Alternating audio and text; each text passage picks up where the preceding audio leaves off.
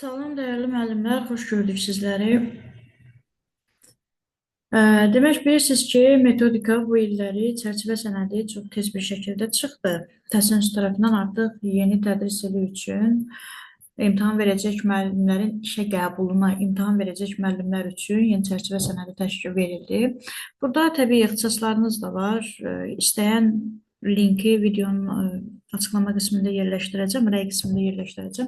Linkə daxil olub, oradan əgər görməyənləriniz varsa, öz ixtisaslarınızda olan sualları da, daha doğrusu mövzuları görə bilərsiniz.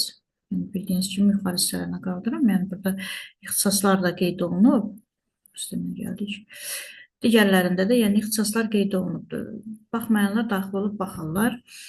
Bizim üçün təbii maraqlı olan nədir? Metodika qismi. Yəni kurikulum. Buna baxırıq. Burada yenilik varmı, yoxsa yoxmu? Bunu qeyd edim. Bəli, yeniliklər var. Xüsusən bir daha qeyd edirəm, müəllimlərin işə qəbulu üçün yeniliklər var. Təbii, mahiyyət etibarı ilə digər mövzulara bənzəyir. Burada ilkin olaraq bunu qeyd edək. Metodika səriştəlilik üzrə 10 sual veriləcək, pedaqoji səriştəlilik üzrə isə 10 sual veriləcək. Ümumilikdə müəllimənin işə qəbuluna bildiyiniz kimi 20 ədəd kurikulum, yəni metodika və pedaqogikadan 20 ədəd sual düşür. Bunun 10-u metodiki səriştəlilikdir, 10-u pedaqoji səriştəlilik üzərində təşkil olunacaq sualları. Metodiki səriştəlilik deyəndə biz buradan bildiyimiz, yəni biz təlim keçəndə necə ki, müəllimlər bizə sual verirlər. Nəzəriyyə hissəsinə qədər olan hissə metodiki səriştəlilikdir. Nəzəriyyədən başlayırıq, yəni Gardner nəzəriyyəsi və ondan əvvəlki mövzularda şəxsiyyətin formalaşdırılması, inkişafı və s. Bu mövzulardan başlayaraqdan artıq biz pedaqoji səriştəlilik hissəsinə keçmiş oluruq. Əvvəldə nələr qeyd olunub? Hüquqi savadlıq hissəsi demək olar ki, çıxarılıb. Hüquqi savadlıqda hər hansı bir hissə yəni demək olar qalmayıb. Sadəcə 21-ci əsr kompetensiyalarının formalaşdırılması, bir də inteqrasiya. Bunlar qalıb. İnteqrasiyada qalıb deyərkən, yəni bilirsiniz ki, alt standartın funksiyalarından biri təlimli inteqrativliyi təmin etmək idi ki, inteqrasiyanın növlərini biz alt standartın tərkib hissəsində keçirdik. Ancaq orada alt standartlara ümumilikdə artıq qayda olaraq bizə heç nə lazım olmadığı üçün onu çıxardıblar və yerində sadəcə inteqrasiyanı saxlayıblar. Fəndaxili, fənarası, fənüstü inteqrasiya. Burada qısaca inteqrasiya ilə bağlı da bunu məlumat verərkən qeyd edim.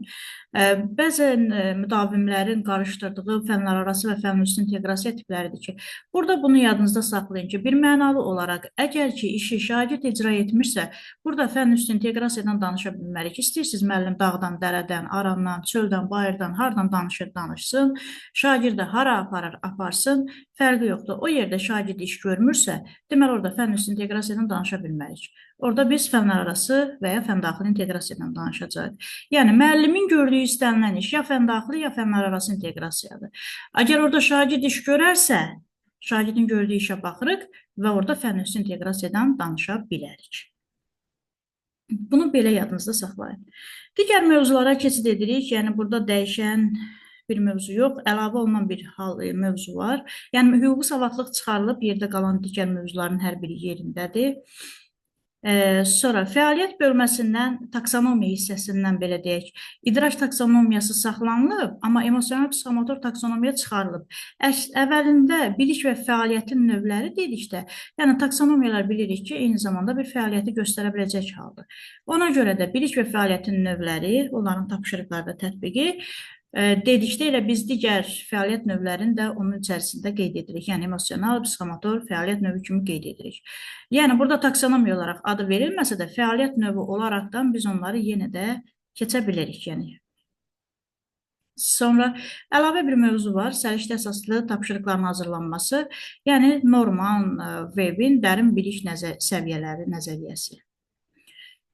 Biz bu nəzəriyyə nədən bəhs edir? Qısa bunu qeyd edim. Təbii ki, bununla bağlı qısa zaman ərzində inşallah ki, Edicom Planetası şirkəti ilə bir yerdə kitabımız nəşr olunacaq və burada bu nəzəriyyələrin hər biri də qeyd edəcək. Nəzəriyyə ilə bağlı sınaq testləri də orada qeyd edəcəm hər birini. Bilirsiniz ki, bundan öncə situasiya tipli test toplusu nəşr olunmuşdu və həmin test toplusunun ikinci nəşri olaraqdan artıq bu nəzəriyyələri də əlavə edəcəm. Yəni, digər mövzular onsuz da var, hər birinizdə dəyişən heç bir şey yoxdur. Əlavə olunan hansı ki nəzəriyyələr var, hansı mövzular var, onları əlavə edib, onlara uyğun da əlavə sınaqlar da yerləşdirəcəm. Qısa olaraq burada qeyd edim ki, nədir bu? Səriştə əsaslı tapşırıqların hazırlanması Norman Webin dərin bilik səviyyələri nəzəriyyəsi. Bu nəzəriyyə bilik və taksonomiyanın vəhdətindən təşkil olunur. Yəni, burada taksonomiyanı demək olar ki, 4 səviyyəyə bölürük və biliklə bir yerdə işlənir. Yəni, bu sizin üçün yeni bir mövzu olmayacaq. Adı yeni gələ bilər. Səriştə əsaslı tapşırıqların hazırlanması, yəni Norman Web, dərin bilik səviyyələri, bu nə deməkdir? Yəni, ad yeni gələ bilər, amma burada məzmun, mahiyyət etibarilə yenilik deyə bir hal yoxdur. Biliklə taksonomiyanın birləşdirilməsindən əmələ gələ biləcək bir nəzəriyyədir. Yəni, sizin üçün heç bir yenilik olmayacaq. Sonra digər baxırıq mövzulara heç bir hal yoxdur. Xüsusən də sizlərin ən çox əziyyət çəkdiyiniz bir hal iş üsulları. İş üsullarında demək olar ki, heç bir yeni iş üsulları verməyiblər. Bir dənə əlavə SWOT analizi var. Bu SWOT analizi ən çox direktorlara verilə biləcək bir sual idi. Hər zaman müsahibə mərhələsində onlara verilirdi. Məktəbin SWOT analizi necə təşkil edirsən? Bunu hazırda iş üsulları içərisində də SWOT analizi qeyd olunub. Yəni, sadəcə olaraq keyfiyyəti yoxlamaq məqsədi ilə istifadə oluna bilən bir iş üsuludur. Çox da çətin bir hal deyil. Adı biraz qəribə gələ bilər, amma mahiyyət çətin deyil. Sonra digər şagird yönümlü təşkil, yəni burada heç nə yeni bir hal yoxdur. İnklüziv və diferensial təhsili, yəni yanaşmanı artıq burada ikisini fərdləşdirilmiş təlim adı altında birləşdiriblər. Yəni fərqli heç bir şey yoxdur. İnklüziv təhsildə olduğu kimi diferensial təhsildə, yəni qayda, qanun, gedişat, yol, istiqamət hər biri eyni formada qalır, mahiyyət eyni formada qalır. Sadəcə adını artıq fərdləşdirilmiş təlimin tərkib hissələri olaraq veriblər. Yəni, burada fərqli heç bir şey yoxdur. Bilirsiniz ki, diferensiallıqda şagirdə fərdi şəkildə yanaşmadır. İnklüziv təhsildə də, yəni sağlamlıq imkanı məhdud olan şagirdlərlə yanaşı digər şagirdlərlə, yəni bütün şagirdlərin bir arada təhsil almasını təmin edən bir haldır. Yəni, hər kəsə fərdi yanaşmanı təmin edən bir şeydir. İndi isə adını fərdləşdirilmiş təlimin hissəsi olaraq veriblər. Mahiyyət dəyişmir, olduğu kimi qalır. Sonra öyrənmə tərzlərini bilirik. Rəqəmsal vasitələr, süni intellektin istifadəsi bu yeni bir mövzu olaraq verilibdir. Bildiyimiz kimi, yəni bir çoxlarınız artıq bu izlərdən demək olar ki, hər kəsdə bu ChatGPT var. Sonra digər bu Classroom-dur və ya digər bu süni intellekt vasitələridir ki, bunlar mahiyyət olaraq bilirsiniz nədir? Bizdə mövzu olaraq necə keçməliyik? Nələrdən istifadə olunmalıdır, onları qeyd edəcək. Yəni, burada çətin heç bir hal yoxdur, bildiyiniz bir hallardır. Sonra tədrisdə dizayn düşüncəsi. Deməli, bu da yeni bir adlıqdır, amma mahiyyət yeni deyil. Mahiyyət bildiyimiz digər mövzularla eynilik təşkil edə biləcək bir haldır. Heç bir yenilik yoxdur da. Qiymətləndirmə hissəsində yeni heç bir şey yoxdur. Qiymətləndirmə olduğu kimi qalıb. Pedaqoji səriştəlikdə demək olar ki, heç nə yoxdur. Yeni, yəni elə bir mövzumuz yoxdur. Bizə nə kognitiv öyrənmə nəzəriyyəsi. Brunnerin kognitiv öyrənmə nəzəriyyəsi yenidir. Bir də Robertsin şəxsiyyət yönümlü yanaşması. Bunlara biz yeni demirik. Onsuz da bunları keçirik. Kognitiv öyrənmə nədir? İdraçdır. Kognitiv bilirsiniz nədir? İdraç düşüncə deməkdir. İdraç öyrənmə deməkdir. Yəni, yenilik deyil. Sadəcə olaraq ad olaraq yeni görə bilərsiniz. Mahiyyət etibarilə Piagetin zehni inkişaf nəzəriyyəsi və ya kognitiv düşünmə, əvvəlki mövzularda var kognitiv düşünmə, bunlarla oxşarlıq təşkil edə biləcək bir haldır. Yeni bir şey deyil bunların heç biri. Sonra burada əvvəlki onsuz da var idi, Bandura'nın sosial öyrənmə nəzəriyyəsi də var idi.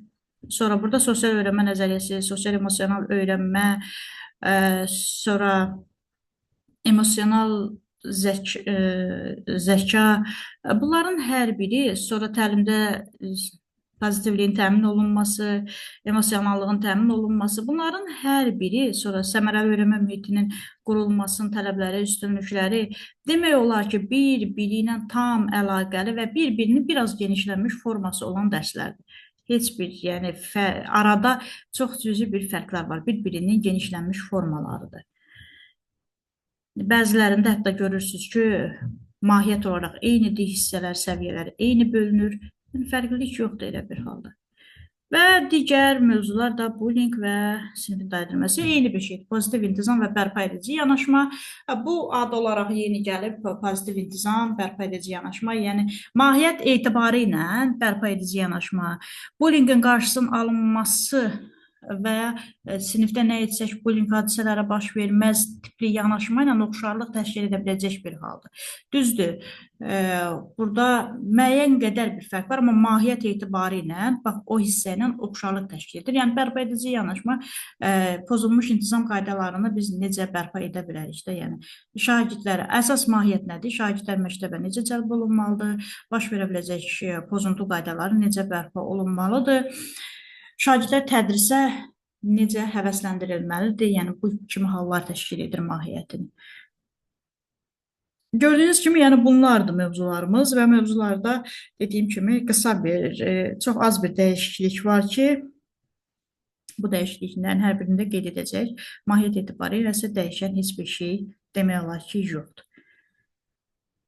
Hər birinizə uğurlar arzulayıram. Yenə bunu qeyd edirəm ki, bu MİQ imtahanına hazırlaşanlar üçündür. Sertifikasiya imtahanına hazırlaşan müəllimlər də müsahibə mərhələsi üçün lazım olacaq. Ona görə də sertifikasiya hazırlaşan müəllimlər test imtahanı mərhələsində bəzi bu yenilikləri görməsələr də müsahibə mərhələsində bunlar fikir ifadə edərkən o müəllimlərə lazım olacaq. Ona görə onlar da bunları elə bu dövrdən keçməyə başlasalar çox yaxşı olur. Uğurlar hər birinizə dəyərli müəllimlər.